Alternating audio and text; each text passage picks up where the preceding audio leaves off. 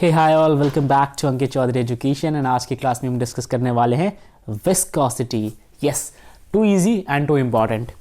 देखो क्या होता है विस्कोसिटी और क्या इसका कारण होता है, ये जानना है। सबसे पहले आपको मैं बता दूं, ये एक प्रकार का फ्रिक्शन होता है। यस, ये एक प्रकार का क्या है, फ्रिक्शन है।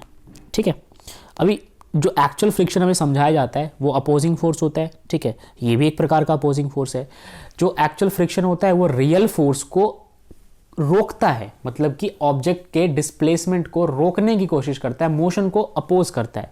ये भी एक तरीके से अपोज करता है, मगर इसका अपोजिशन कुछ अलग तरीके से होता है। ठीक है, कैसे क्या कुछ होगा इसको हम स्टडी करेंगे। इसको मिटा देते हैं और क्या पढ़ेंगे बस। चलिए, विस्कोसिटी एक प्रॉपर्टी है किसी भी फ्लूइड की। ठीक है, तो एक चीज़ तो जो अलग अलग बातें है ना, नॉर्मल फ्रिक्शन और विस्कोसिटी में जो अंतर है वो लिखते चलो। ठीक है, ये कहाँ पे आता है, अप्लाई होता है, फ्लूइड्स में अप्लाई होता है सबसे पहले तो। ठीक है भाई, फ्लूइड्स में। Point number 2, by virtue of which an internal force of friction comes into play. तो आता तो फ्रिक्शन ही है, but internal force of friction. तो दूसरा पॉइंट यहां पे लिखोगे, इंटरनल फोर्स ऑफ फ्रिक्शन। ठीक है, चलिए, अब ये इंटरनल फोर्स ऑफ फ्रिक्शन जब आ जाता है तो क्या करता है, into play when a fluid is in motion which opposes the relative motion between its different layer। तो जब फ्लूइड्स के अलग अलग सतह फ्लो करने की कोशिश करते हैं तो उनको अपोज करता है। ठीक है, उनको नहीं जा फ्लो करने देना चाहता। मान लो कि फ्लूइड्स की ये लेयर्स हैं। ठीक है, ये लेयर्स जब एक दूसरे के ऊपर फ्लो कर रहे हैं तो एक लेयर दूसरे पे क्या लगा रहा होगा, एक तरीके का अपोजिंग फ्रिक्शन लगा रहा होगा। ठीक है, उसी को हम कहते हैं विस्कोसिटी। आई होप ये बातें जो है आपको समझ में आ गया होगा। इसको और भी दूसरी भाषा में अगर बोला जाए तो the backward dragging force called viscous drag और viscous force act tangentially on the layer of the liquid और fluid in motion and tends to destroy its motion. एक प्रकार से ये बैकवर्ड ड्रैग होता है, मतलब कि आप ऐसे आगे की ओर जाना चाहोगे और आपको पीछे की ओर ड्रैग करेगा, खींचेगा। ठीक है, कैसे खींचेगा भैया, आपके बहुत सारे लेयर्स है। ठीक है, पहला लेयर ये रहा, दूसरा लेयर ये रहा, तो इन लेयर में ना बैकवर्ड ड्रैग प्रोड्यूस हो जाता है, जिससे कि मोशन जो है, रिलेटिव मोशन, वो अपोज होता है। मतलब आप इस तरफ मोशन करना चाहते हो, वो आपको इस तरफ ले जाना चाह रहा है, तो ये हो गया ना रिलेटिव मोशन। दूसरा रिलेटिव मोशन, देखो रिलेटिव मोशन पे ध्यान दो, यहाँ पे कलर बदल देते हैं, नहीं आप घबरा जाओगे, कहोगे एक ही रंग से बढ़ा रहे हैं। ठीक है, ये हमारे सारे ऑब्जेक्ट जो है, मतलब लेयर्स है, वो आगे की ओर मूव करना चाहते हैं।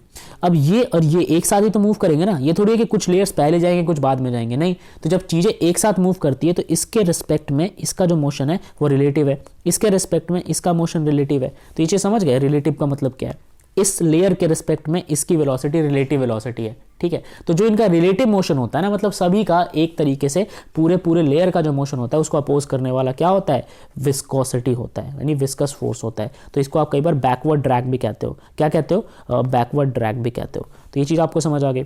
सबसे बड़ा कार जो है कॉज, वो हमें स्टडी करना है भाई, क्यों हो रहा है विस्कोसिटी, अचानक क्या जरूरत पड़ेगी। तो consider liquid moving slowly and steadily over a fixed horizontal surface. Each layer moves parallel to the fixed surface.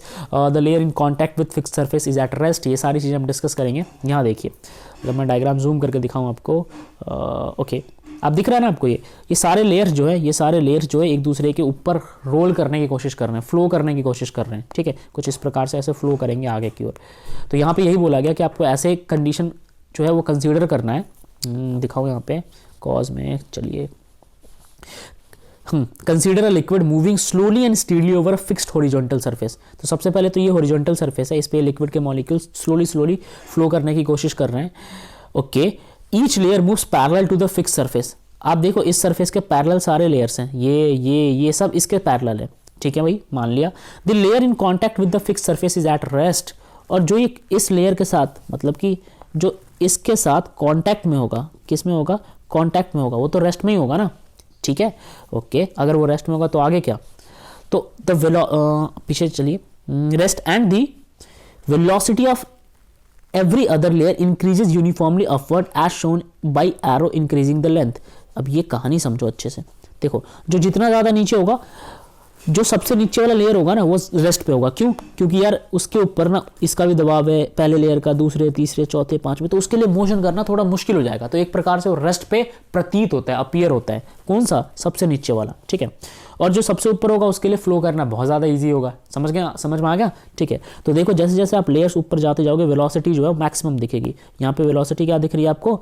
Maximum दिख रही है। Okay, consider any two adjacent layer, कोई भी दो एक साथ वाले लेयर्स को कंसीडर कर लो। ठीक है, यानी कि हमने ए और बी कंसीडर कर लिया, ये बी है और ये वाला ए है। ठीक है, consider any two adjacent layer A and B, the upper fast moving layer A tends to accelerate the lower slow moving layer B. ठीक है, तो ये वाला जो है ना, ठीक है, यहाँ पे क्या लिखा हुआ है, फिर से पढ़ते हैं। The upper fast moving layer A tends to accelerate the lower slow moving B। ठीक है, ये नीचे वाला लेयर जो है ये B है, ये स्लोली मूव कर रहा है और A जो है वो बहुत फास्ट मूव कर रहा है। तो A क्या करता है? हेल्प करता है B को कि भाई तू भी थोड़ा फास्ट हो जा। ठीक है, एक तरीके से अपनी वेलोसिटी जो है ये इसमें थोड़ा सा हल्का सा आप इनडायरेक्टली कह सकते हो सप्लाई कर देता है। ठीक है, या फिर यूं लगा लो कि इसके ड्रैग की वजह से ये भी आगे की ओर बढ़ गया। Okay, as a result backward dragging tangential force F called viscous drag comes into play. अच्छा, अब आपने देखा है ना, आप जितनी ज़्यादा आगे की ओर जाने की कोशिश करते हो फ्रिक्शन उतना ही ज़्यादा लगता है। तो उसी प्रकार से ये जितना आगे की ओर तेजी से जाना चाहेगा, इस पे बैकवर्ड फोर्स ये F दिख रहा है वो और भी ज़्यादा अप्लाई होने लग जाएगा। Okay, called viscous force comes into play which tends to destroy the relative motion. To maintain the motion and external force has to be applied to overcome the backward viscous force. अब होगा ये कि भाई ये जो viscosity है ना, ये नहीं चाहेगा कि बी आगे की ओर जाए। ए बेशक इसकी मदद कर रहा है बट नहीं चाहेगा कि आगे की ओर जाए, तो ए जितना ज़्यादा इसकी हेल्प करेगा एफ उतना ही ज़्यादा रोल में आ जाएगा। अब एफ आ गया रोल में तो एफ ही तो है आपका विस्कस, राइट, यही तो है बैकवर्ड ड्रैग। ठीक है, तो अब आपका सवाल होगा भैया फिर ये आगे जाते कैसे हैं? तो भाई ये पूरा का पूरा सरफेस आगे जाता है एक्सटर्नल फोर्स से। किसकी मदद से? एक्सटर्नल फोर्स से। अगर आप एक्सटर्नल फोर्स प्रोवाइड कर देते हो तो लिक्विड जो है वो आगे की ओर बढ़ जाएगा। अब आपने देखा होगा जो जितने ज़्यादा हल्के लिक्विड होते हैं ना, उनकी विस्कोसिटी उतनी ही कम होती है। क्यों?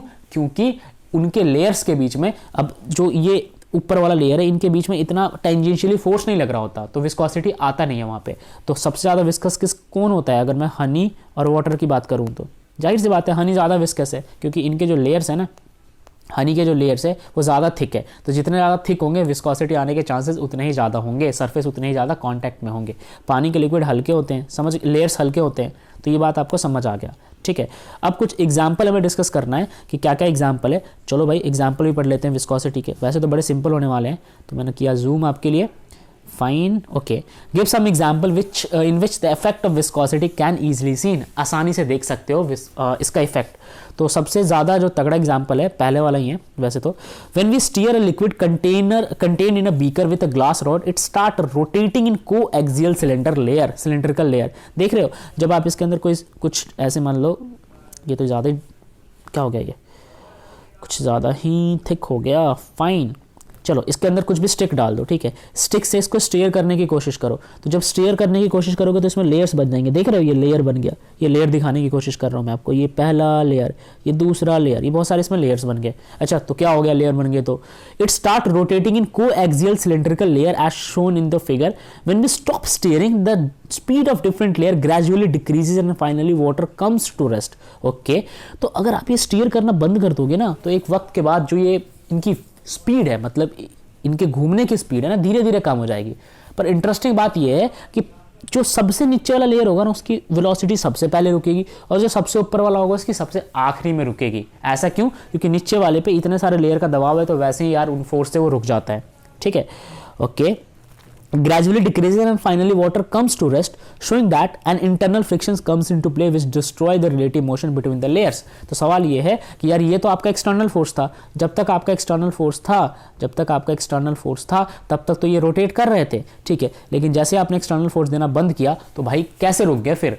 तो रुक इसलिए गया कि कोई ना कोई आया, मतलब विस्कोसिटी आया और उनको रोक के चला गया। भैया पहले नहीं आया था, पहले भी आया था, लेकिन एक्सटर्नल फोर्स की वैल्यू इतनी ज़्यादा थी कि विस्कोसिटी अपना काम नहीं कर पा रहा था अच्छे से। यहाँ समझ में आ गया।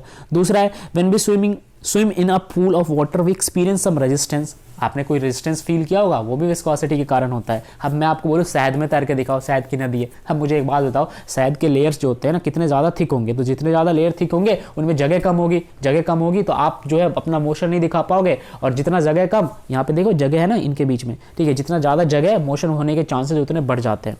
तो आई होप कि ये सारी बातें समझ आ गई होगी। आप और भी एग्जाम्पल इसके पढ़ सकते हो। तब तक के लिए ऑल द बेस्ट।